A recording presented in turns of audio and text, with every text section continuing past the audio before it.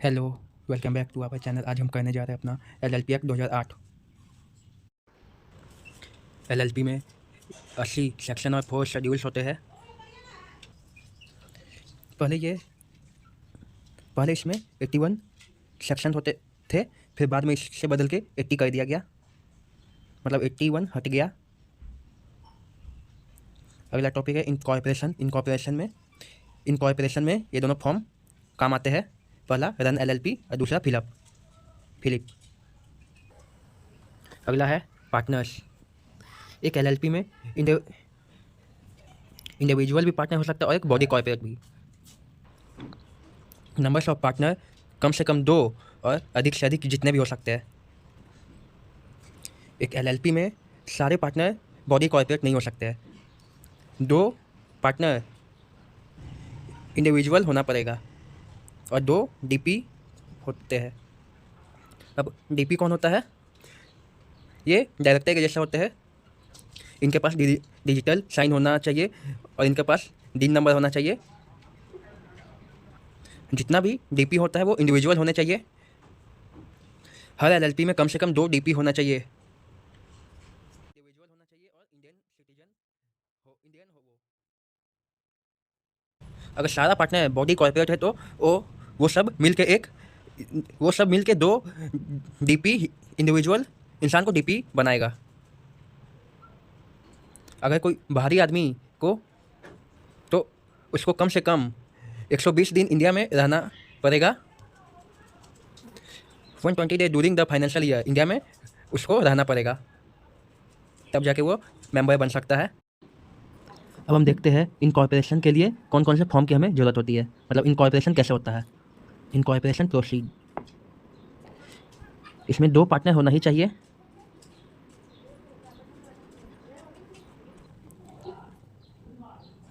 और इसमें 2 DP partner होना चाहिए, वो भी इंडिविजुअल हो। और दोनों कोई एक इंडियन होना चाहिए। और डीपी के पास डिजिटल साइन और दिन नंबर होना चाहिए। अगर पार्टनर एलएलपी एग्रीमेंट जमा नहीं करे तो भी चलेगा, लेकिन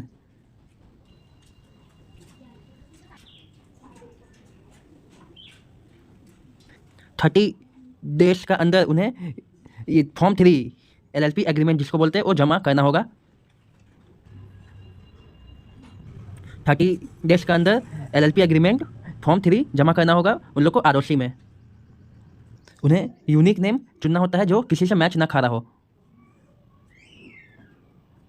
फिर रन एलएलपी में वो लोग को रजिस्टर करना होता है।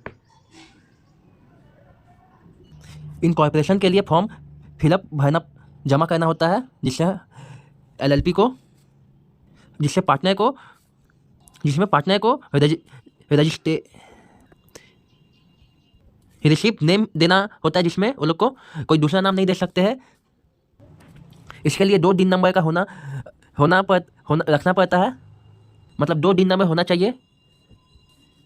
ये सब के बाद हम लोग को एलएलपी का जितना भी फॉर्म होता है वो सीए, कंपनी सेक्रेटरी और सीएमएस से वेरीफाई करवाना पड़ता है। ये सारा प्रोसीड हो जाने के बाद 14 दिन के अंदर आरओसी इनकॉर्पोरेशन का सर्टिफिकेट दे देता है। अब अगला चलते हैं अगले टॉपिक की ओर। कुछ इंपॉर्टेंट टॉपिक जैसे डेथ। अगर एलएलपी का सारा पार्टनर मर भी जाता है तो एलएलपी जिंदा रहता है। सेकंड है एलएलपी बनाने के लिए एक एग्रीमेंट का होना जरूरी होता है। लाइबिलिटी में हर पार्टनर का उतना ही लाइबिलिटी होता है जितना उसका वो कैपिटल लाया होता है। और पार्टनर में हर एलएलपी में कम से कम 2 पार्टनर इंडिविजुअल होने चाहिए जो डीपी होंगे, जिसमें से एक इंडियन का सिटीजन हो। अब अगला LLP versus company. LLP versus partnership. Limited liability. Partnership में पार्टनर्स का लाइबिलिटी अनलिमिटेड होता है, पर एलएलपी में पार्टनर्स का लाइबिलिटी लिमिटेड होता है। प्रॉपर्टी। पार्टनरशिप में जो पार्टनर का प्रॉपर्टी होता है वो फर्म का प्रॉपर्टी होता है, पर एलएलपी में जो एलएलपी का प्रॉपर्टी है वो एलएलपी का ही प्रॉपर्टी रहता है। डिसोल्यूशन। एलएलपी में सब मर गया तो भी एलएलपी जिंदा रहता है, लेकिन पार्टनरशिप में सारा पार्टनर का मर जाने के बाद भी पार्टनरशिप बंद हो जाता है।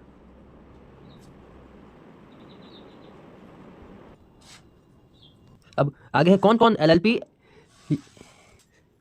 एलएलपी में पार्टनर नहीं बन सकते हैं। पहला अनसाउंड माइंड या इंस्टॉलमेंट पर्सन, ये दोनों पार्टनर नहीं बन सकते एलएलपी में। और अगला है जो कोर्ट में अर्जी लगाए हैं इंस्टॉलमेंट होने के लिए, वो भी पार्टनर नहीं बन सकते हैं एलएलपी में। और अगला एचयूएफ भी पार्टनर नहीं बन सकते हैं। अगला है पार्टनर्स का ऑब्लिगेशन। अगर एक पार्टनर गलती करेगा तो वही पार्टनर उसका भरपाई करेगा। मतलब कोई भी पार्टनर के कारण एलएलपी को लॉस हुआ तो उसका रिकवरी या फिर वो उस लॉस का भरपाई वही करेगा। एक पार्टनर कोई भी बड़ा डिसीजन खुद से नहीं ले सकता, वो सारे पार्टनर को पूछ के लेगा। अगला है जो भी एलएलपी का लायबिलिटी है वो एलएलपी का ही रहेगा। और अगला है एलएलपी को बंद करना। मतलब एलएलपी को कौन कौन से रीजन में बंद किया जा सकता है। पहला है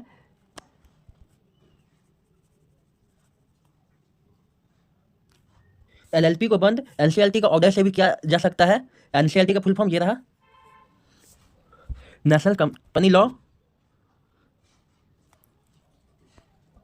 एलएलपी ने खुद बंद डिसॉल्व होने का डिसीजन लिया और वो एनसीएलटी के तरीके से बंद होना चाहता है तो हो सकता है वो। अगर 8 महीना हो गया है और एलएलपी में एक ही पार्टनर है तो उस एलएलपी को बंद करना पड़ेगा। एक रीजन ये भी होता है कि एलएलपी बैंक करप्ट हो जाता है तो उसको बंद करना पड़ता है। अगर एलएलपी में कोई भी इलीगल एक्टिविटी होता है तो उसको बंद करना पड़ता है, या फिर एनसीएलटी को मालूम करने पे वो एलएलपी को बंद कर सकता है। और एक रीजन ये भी होता है कि आरओसी के पास statement of account and solvency या फिर फॉर्म 11 जमा नहीं किया तो 5 साल तक फॉर्म 11 जमा नहीं किया तो एनसीएलटी उसको बंद कर सकता है। और अगर एलएलपी को अपनी मर्जी से बिना एनसीएलटी के तरीके से बंद करना है तो सबसे पहले ये तब होता है जब 1/4 पार्टनर डिसीजन लेते हैं और इसमें क्रेडिटर का भी परमिशन लेना होता है। उम्मीद है आपको ये वीडियो समझ में आया होगा। इसमें पूरा टॉपिक तो नहीं कवर कर पाया हूँ, तो मिलते हैं आपसे अगले वीडियो में। आपको समझ में नहीं आया होगा तो कमेंट करके ज़रूर बताएं।